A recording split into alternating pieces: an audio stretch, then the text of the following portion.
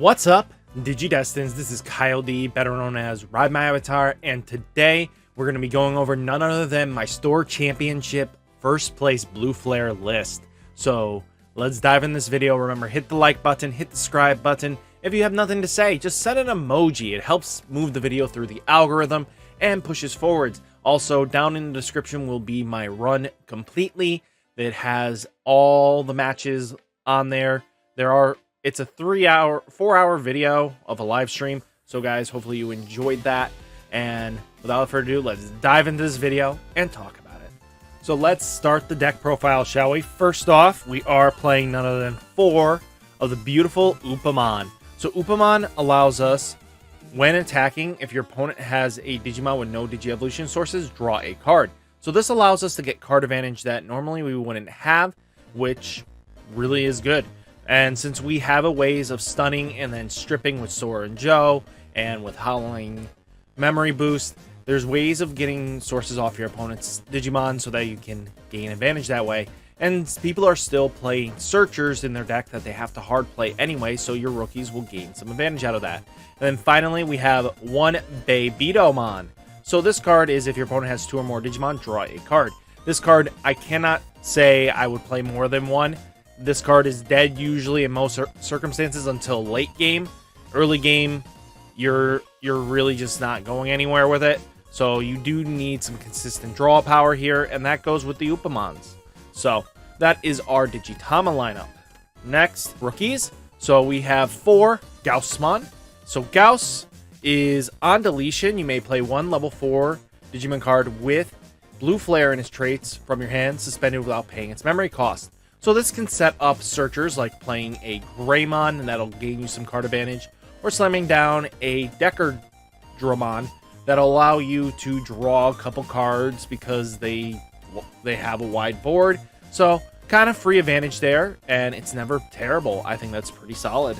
Next, we did play 3 Madoki Beta. This card is such a clutch in this format, especially against the OTK decks that are still running around. You have Melga X, and then you do have Alphamon here. So as long as you have Madoki Betamon on board, you'll be able to stop their memory gain progressions, which really does help out. The only time it doesn't really help is against, you know, once they're getting cool boys and stuff like that. But if they don't have their Davis up and you do negate Hammer Sparks and everything like that, they're not going to be able to apply pressure that way.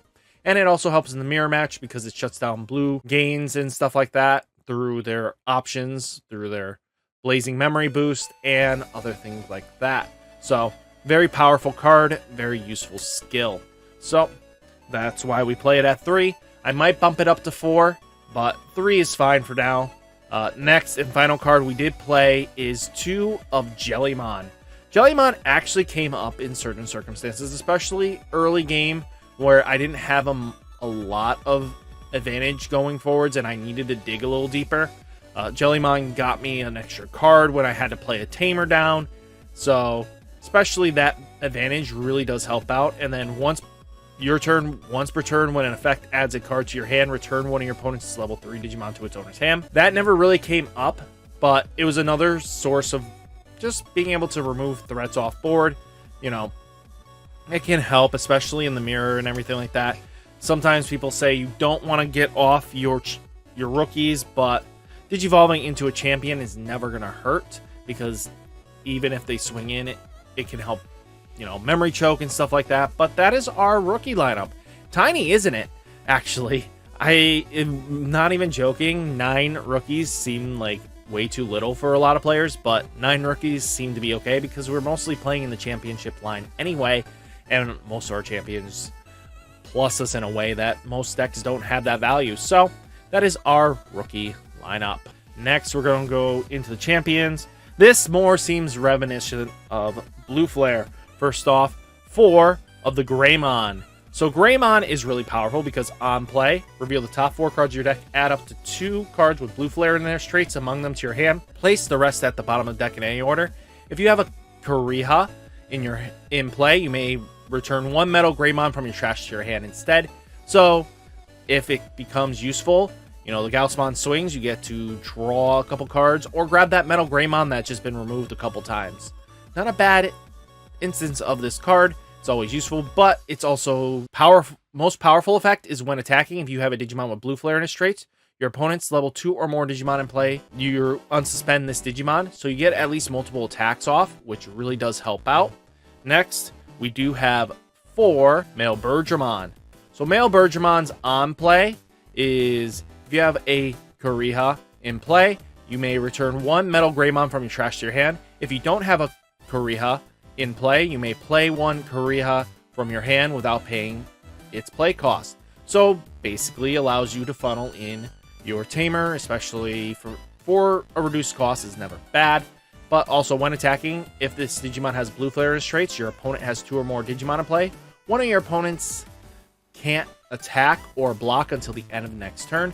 This stunning effect is huge because it doesn't have any restrictions. It just stuns straight out as long as your opponent has 2. So that's the kind of thing about this deck. If your opponent isn't really good at just having that one single stack constantly at you, you're actually an advantage because they're going to be pushing out stuff and then they just play into you, which is huge for you. So something to think about there.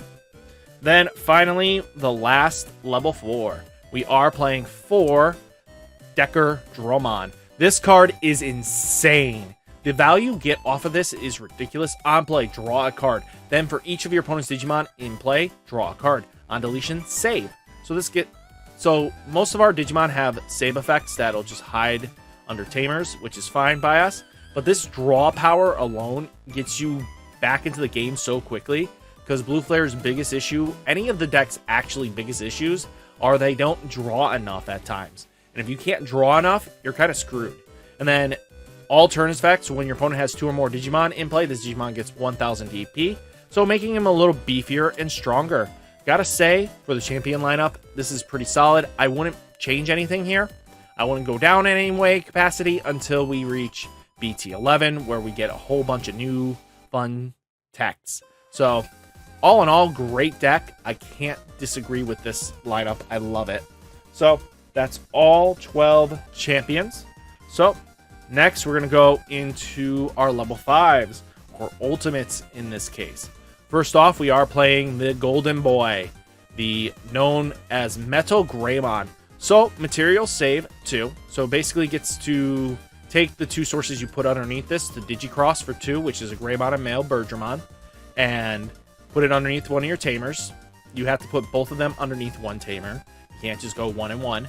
But on play, this Digimon gains Rush for the turn. Then if you Digicross, 3 of your opponent's Digimon with Digi-Evolution cards less than or equal to this Digimon's Digi-Evolution cards cannot attack or block until the end of next turn. This stunning effect was huge for us. This always going off, even if you got them stripped down to just 1, being able to go, boom, their board is now stunned and you're not going to die is very important. Sometimes it was dead when you couldn't do anything if they had an OTK deck style, but it was fine. You could get around it. Then we did have 4 Decker Greymon. So this card has Armor Purge. On play, when Digivolving, you may place 1 card with Blue Flare in its trace from your hand or from under one of your tamers under this Digimon as a bottom Digi-Evolution card. Then if Decker Dromon is in this Digi-Evolution cards, one of your opponent's Digimon can't attack or block until the end of your opponent's turn. So, not a bad deal. You can Digicross for Metal Greymon and Decker, this becoming a basically 5 cost play. Not bad for a stun too. And what other combos you can do is that you could put another Greymon underneath after you've swung twice with this, so that you get another swing in, which is super important actually sometimes, and that can get you to lethal and pushing your opponent to game. Does it always come up? No. I don't think I actually was able to do that combo at all, but it was there in the arsenal. At times, yes, it can be really great. Sometimes it just doesn't do anything. But really nice to be able to stun and lock your opponent's Digimon another time. Gets you out of free value. And especially since you can just keep Digivolving one on top of another. That's basically for 2 costs, making it so that you have at least unlimited stuns. So, very useful in my opinion. Then we have 2 Magna X Antibody. I'm going to be honest with you, this card only came up once. So this Digivolves for 3 on top of your Blue Flare level 5s. But what's really nice is if you put it underneath a Metal Greymon and a Decker, you kind of get like 2 protections. It's not terrible. Opponent's turn. When an opponent's Digimon attacks, if a card with armor form is in its traits or X antibodies in its Digi-Evolution cards, you may switch the target of the attack to this Digimon. This happens all the time. So the only time this actually came up was in the matchup against my opponent final round with Alpha. I was able to redirect the rookies and stuff like that. It was just super important. And then all turns, when this Digimon would be deleted, you may place this at the top of your Digimon. This Digimon on top of your security stack face down to prevent the deletion. So free body and everything like that, and no piercing activates, so that really does help out. And that's really important. Just being able to get a free recovery sometimes gets you there as well. And then finally, we have 2 Death Xmon. Death X is just such a powerhouse in this format because the more your opponent goes wide, the more you can punish it, clear boards, more tamers they have, you get to clear more boards. On play, when Digivolving, de-Digivolve all your opponent's Digimon, then delete all your opponent's level 4 or lower Digimon. Very simple. And then end an opponent's turn, delete all your opponent's Digimon with the lowest play cost. So, board wiping, constant blowing up, really does come in handy. So that is basically all our Digimon. So then we are playing for Kuriha. So this card is your memory setter. If you have 2 or less memory, set it to 3. When you would play a Digimon with Digicross requirements, by suspending this tamer, you may place cards from under your tamer as a Digi-Evolution cards for Digicross. So, very useful, very powerful. You get some great advantage, and I don't hate it. So, 4 of him. Then we have Sora and Joe. This extends your plays, gets you more memory. And if your opponent has a Digimon with no Digi-Evolution cards in play, gain 2 memory. And then when you attack with a blue Digimon card, you may suspend this tamer to trash 2 Digi-Evolution cards from the bottom of one of your opponent's Digimon. What's useful is that you can do this before you swing, while you're swinging with your Upamon stack, so that instantly this card becomes a valued, for draw, because sometimes that's all you need to do is remove 2 sources and they become 0. And then you're just like, okay, I'm going to punish you now. So that's kind of just how that goes. And that is our tamer lineup. 6 tamers. Not terrible. I don't see adding any more at the moment. I think it's just at the right number. Then we do have not 1, not 2, but 4 Blazing Memory Boost. This card is such a starter engine for you. Because main phase, reveal the top 6 cards of your deck, add up to 2 cards with Blue Flare and its traits among them to your hand, and then you may play 1 Kuriha among them without paying its memory cost. Place the rest at the bottom of the deck in any order. Then place this card into the battle area. Delay, gain 2 memory, and then this card is just place this card into the owner's battle area. So what's really nice about this card in general is that if you go and play this, you can hopefully get 3 targets. One being Kuriha, and then the others being 2 other blue flares.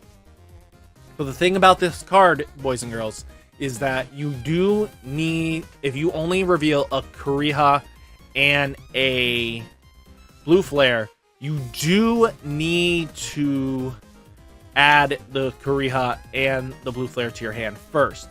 You can't just go like Kuriha and then, add the 1 card.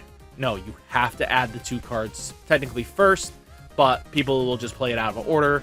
You play the Kuriha as long as you have 2 other sources. You need 3 blue flares to make this valued and useful. And you can grab itself because it has blue flare in its traits, which is huge because that adds more synergy. Then we do play 2 Howling Memory Boost because stripping 2 trash 2 Digi-Evolution cards from one of your opponent's Digimon, then one of your opponent's Digimon with no Digi-Evolution cards cannot attack or block until the end of the turn. Sometimes this was all I needed to stun a Digimon attack for a turn, and that really does help out. And then later I would pop it, and then I would have more resources to use. So sometimes just stunning was just all I needed. Then we do have 2 X antibody options. This card was a mini hammer spark in security, and it pluses you because it goes into hand, but this is what makes your Magnamon X be able to stop attacks coming at you for the turn. So, I mean, hey, that's very important. And then gaining 1 memory and adding this card to the owner's hand, really good. And then placing this under a Digimon without X antibody, this option as a bottom Digi-Evolution card, really good. And then all turns effects can't trash X antibody as a Digi-Evolution cards. And then when attacking, you can Digivolve up, which can help out, especially if you put Metal Greymon, and then you put this underneath and you have Magnamon X. You can at least swing once, restand, then Digivolve into that after you stunned. Now you have a protection, you can swing in again, and hopefully get some nice advantage out of that. So, not a bad trade-off, I think. And then we did play 1 Spicy Forbidden Trident. This card comes up massively, especially in mirrors. Getting rid of that Modoki Beta or getting rid of that Psychmon, you do need to get rid of it as soon as possible. Sometimes Death X isn't enough to get rid of it at first. Well, especially Psychmon, you need to get rid of Psychmon with Forbidden Trident. Purple decks are relatively a little bit slower, so, and what's really nice with Metal Greymon, you can swing in and bounce a couple things if they are a rookie, so it does help out. Then we did have 1 Ice Wall, so all your opponent's Digimon gain when attacking, lose 2 memory until the end of their turn. So stunning them, making them so they can't attack or anything. Really, making it so it's forcing them to pass turn is huge. So, very valuable. And then finally, 1 Cocytus Breath. Return 1 of your opponent's Digimon to its owner's hand, and activating the effect is important. I think all in all, I think my lineup is pretty solid. What guys would you want to change in this list? Anything that I might have missed? Anything like that? Things like that are really important, but I wanted to tell you a little bit about my matchups. So first off, I faced against Black War Greymon. That was 2-1. That was a very close game, final game, but he fed into my requirements very easily. He didn't know a lot of the cross heart stuff, Digi crossing and stuff like that, blue flare, anything like that. So he was walking into a very unknown battlefield. So it's understandable. Then game 2, my second round opponent was playing D Brigade, and D Brigade just feeds into blue flare because you have to put bodies on board to apply pressure. You can't just do 1 and done and cycle through. But also my opponent did have to get re-sleeved in the middle of it, so that's what happened. And then mirror match against Brian, the gamer Kage, which I will link his Facebook group down below. Definitely check him out. He's a really great player, and the only thing that I noticed that mistakes happen. I know I did 1 mistake, was I needed to restore Joe first before drawing, but I just did it out of sequence. I would have just gotten the draw anyway, but going 100 times a minute, then thought process does happen like that. But also, Rattlestar, boys and girls, little hit, level 5 or lower. Can't bounce Death X-Mons. That's, I learned that after the matches. Thank you, Cliff, for that one. So, a friend of mine and stuff like that, he pointed that out. I was like, oh shit, okay. But then finally, the last round match was against Alphamon. Both round 3 and 4 were heated. They were just crazy for the finals and stuff like that. Alphamon OTK'd me quickly on game 1, and I was nervous because if I couldn't get anything else going, I was screwed. But thankfully, I did decide to up my Modoki Beta count to 3 because game 2 was decided by double Modoki Beta, and then game 3,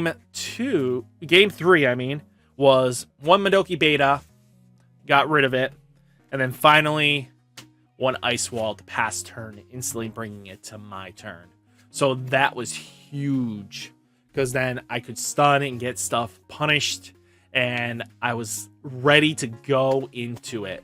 And that was really what it came down to, was double Modoki Beta, hopefully no Kongu in the security, because that would have killed me game 2.